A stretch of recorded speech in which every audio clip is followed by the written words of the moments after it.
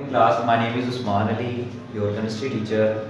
Today we discuss about the topic relationship between the equilibrium constant expressions. Students, 8 chapter से ये third topic है हमारा। तो इससे पहले आप इक्विलिब्रियम कांस्टेंट निकालना सीख चुके हैं लॉ ऑफ मैथ सेक्शन के अंदर भी, और इक्विलिब्रियम कांस्टेंट यूनिट्स के अंदर भी, और इक्विलिब्रियम कांस्टेंट रिलेशनशिप्स के एक्सप्रेशंस के अंदर भी स्टूडेंट्स। तो हमने एक इधर इसको समझने के लिए स्टूडेंट्स मैंने एक इधर कंसीडर किया हुआ है रिवर्सिबल रिएक्शन, जिसमें रिएक्टेंट ए के मोल रिएक्टेंट बी के बी मोल और कन्वर्ट होते हैं प्रोडक्ट सी के सी मोल में, प्रोडक्ट डी के डी मोल में। तो स्टूडेंट ये रिएक्शन रिवर्सिबल है। रिवर्सिबल रिएक्शन की पहचान ही होती है कि वो फॉरवर्ड डायरेक्शन में चलने के साथ साथ बेटा बैकवर्ड डायरेक्शन में भी मूव करता है एट ए टाइम। अगर ए और बी कन्वर्ट हो रहे हैं आपस में रिएक्ट करके सी और डी में, तो बेटा थोड़ी देर के बाद जब रिएक्शन इक्विलिब्रियम पर पहुंचता है तो सी और डी दोबारा से मिलकर आपस में किस में कन्वर्ट हो जाते हैं, ए एंड बी। और बेटा ये इक्विलिब्रियम मेंटेन रहता है। इक्विलिब्रियम जब मेंटेन हो जाता है तो अब आपने बताना होता है कि उस वक्त क्या के सी की वैल्यू है स्टूडेंट। लेकिन उसके पहले आपको एक एक्सप्रेशन निकालना सिखाएंगे के सी की, which is equal to the, देखिएगा जरा जी, molar concentration of the product और molar concentration of the reactant. Student जितनी भी यहाँ पे टर्म्स हैं, रिएक्टेंट के जो मोल्स हैं एंड प्रोडक्ट के जो मोल्स हैं, उनको बेटा मैंने जो आपकी कंसंट्रेशन मोलर कंसंट्रेशन के लिए ब्रैकेट्स की टर्म इस्तेमाल किया, उसके ऊपर एक्सपोनेंट बना के लिख दिया है।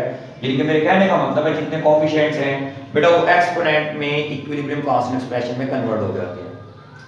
Student FSc class plus matter class में आप सीख चुके हैं कि मोलर कंसंट्रेशन को ना सिर्फ हम ब्रैकेट से बेटा बल्कि हम सिंबल सी से भी रिप्रेजेंट कर सकते हैं।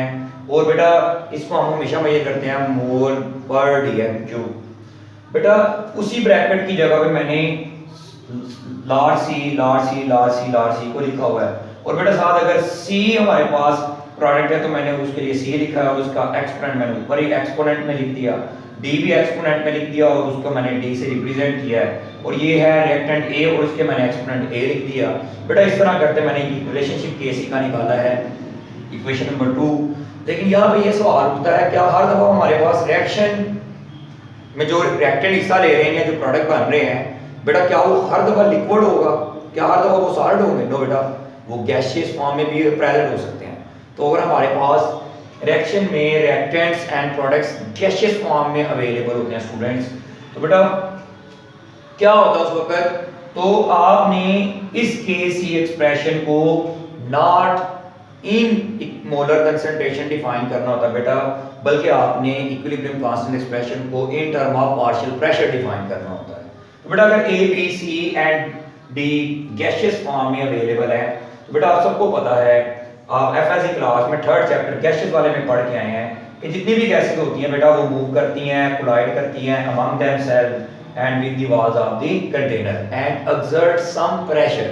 तो बेटा उस प्रेशर को ही हम बोल देते हैं पार्शियल प्रेशर, इंडिविजुअल गैसेस का प्रेशर। तो स्टूडेंट इधर आपके लिए एक छोटा सा मैंने फिक्रा लिखा है, molar concentration are proportional to their partial pressures. जितनी ज्यादा कंसंट्रेशन होगी रिएक्टेंट ए की रिएक्टेंट बी की, उतना ज्यादा वो कोलाइड करेंगे, उतना ज्यादा रिएक्शन होने के चांसेस भी हैं, उतना ज्यादा वो पार्शियल प्रेशर भी अप्लाई कर सकते हैं on the wall of the container.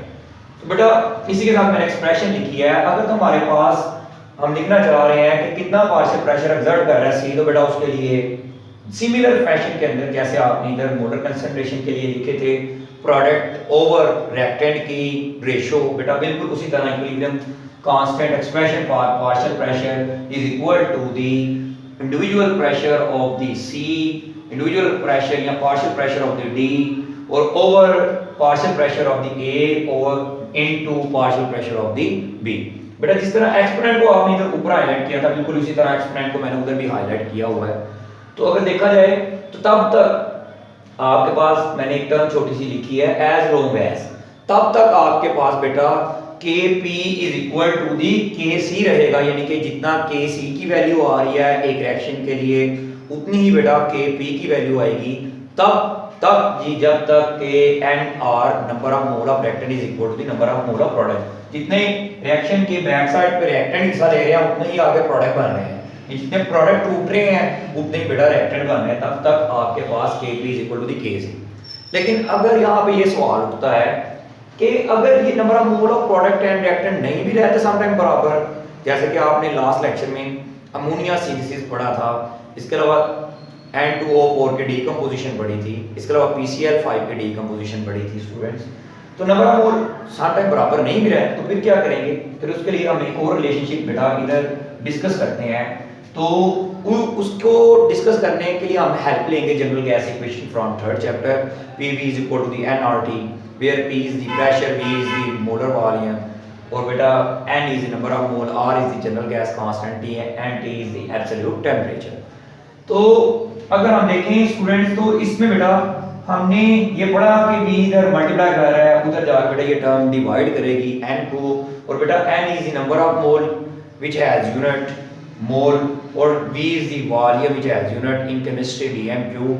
तो बेटा N और V को हम सिंपल वर्ड में मोल पर dm³ भी बोल सकते हैं, या N मोल बटा वॉल्यूम भी बोल सकते हैं, और उसको हम C से रिप्रेजेंट करते हैं मोलर कंसंट्रेशन। तो बेटा दरअसल ये मैंने P की कीमत निकाली है इक्वेशन नंबर 4 में, और इसी इक्वेशन नंबर 4 से मैंने इस P की कीमत को मैंने इक्वेशन नंबर 3 में पुट किया बेटा। तो अगर आप थोड़ा सा इसे ध्यान से देखते हैं बेटा जी, तो P की जगह पे मैंने जस्ट क्या कीमतें पुट की हैं, जरा देखिएगा। C, और C किसके लिए है, C प्रोडक्ट के लिए है, बेटा मैंने C और एक्सपोनेंट C भी रिप्रेजेंट कर दिया, और इसी के साथ टर्म थी RT, बेटा उसके लिए RT के साथ मैंने एक्सपोनेंट RT के साथ C लगा दिया। इस तरह बेटा फॉर D, और उस तरह बेटा for A and for B reactant के लिए भी मैंने ये सारा कुछ कर दिया, एक्सप्रेशन नंबर 4 मैंने पुट कर दी। उसके बाद जो सिमिलर टाइप के टर्म्स हमको मैंने अलग कर दिया है, C कंसंट्रेशन वाली, और RT देखिए जरा, RT इधर भी है इधर भी है, दोनों की बेसिस सेम है बेटा, ये C पावर और ये D पावर ऐड हो जाएंगे। और इस तरह बेटा अगर आप RT के साथ देखें A और B है, ये दो टर्म्स भी ऐड हो जाएंगी क्योंकि बेसिस सेम है। और इसके बाद मैंने एक्सप्रेशन में बेसिस सेम लिखी है, तो जब एक्सप्रेशन में भी बेसिस सेम होती हैं तो जो नीचे वाले एक्सप्रेशन RT जिसकी बेस सेम है उसकी जो पावर है वो ऊपर आके बेटा सब्ट्रैक्ट हो जाती है।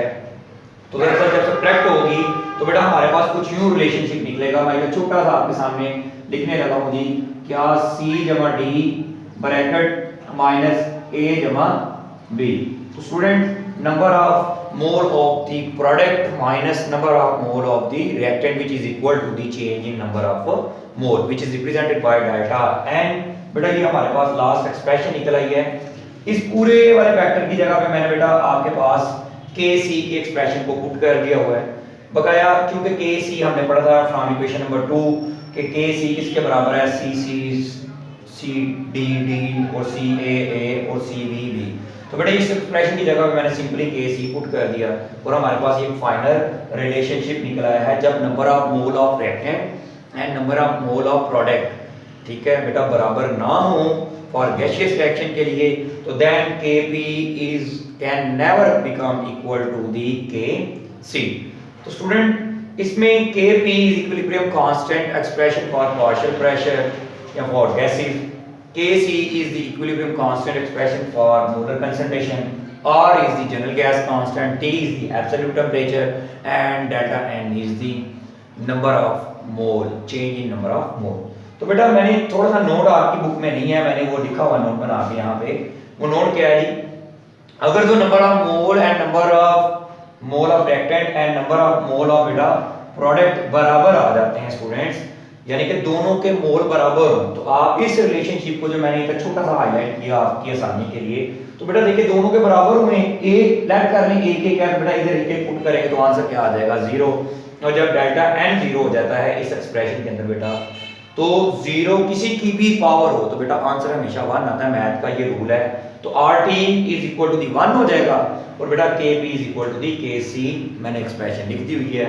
इसी के साथ स्टूडेंट जब I and R यानी कि number of mole of reactant ज्यादा हो and number of mole of product के, तो बेटा फिर आपके पास जो डेल्टा n है वो पॉजिटिव आता है और Kp बड़ा हो जाता है Kc से। और बेटा इसी तरह जब number of mole of reactant ज्यादा हो जाते हैं किससे, number of mole of product से, लाइक देखिए ना जरा इधर, जब ये ज्यादा हो जाएगा माइनस वाला तो बेटा ये वाला क्या हो जाएगा छोटा, तो मैथ में लेट कर लीजिए 1 है और ये कितना है -2 है, तो आंसर हमेशा किस में आएगा बेटा, नेगेटिव में आंसर आएगा। और जब भी नेगेटिव में आंसर आया बेटा तो के बी की एक्सप्रेशन छोटी हो जाएगी के सी से। तो बेटा ये रिलेशनशिप आपको तब ही आएगा जब आपने लॉ मैथ सेक्शन पढ़ा होगा या इक्विलिब्रियम कांस्टेंट एक्सप्रेशंस पढ़ी होंगी फॉर डिफरेंट रिएक्शंस के लिए। गुजरांवाला बोर्ड में 2012 के अंदर बेटा एक शॉर्ट क्वेश्चन किया गया था कोड, क्या जी, what are KC and KP relationship and discuss a relationship between the Kp and Kc when number of moles of reactant and products are not equal। तो स्टूडेंट ये आपने शॉर्ट क्वेश्चन देख लेना इसको बड़े अच्छे तरीके से। तो अगर हम शॉर्ट क्वेश्चन के लिए करना चाह रहे हैं तो स्टूडेंट शॉर्टकट में भी आप इसको कर सकते हैं, जस्ट इस एक्सप्रेशन को रिप्रेजेंट करें यहाँ तक और बेटा उसके बाद यहाँ से अदरवाइज से शुरू कर दें और यहाँ तक आपका ये शॉर्ट क्वेश्चन कंप्लीट हो जाएगा 2 मार्क्स के। Thank you very much.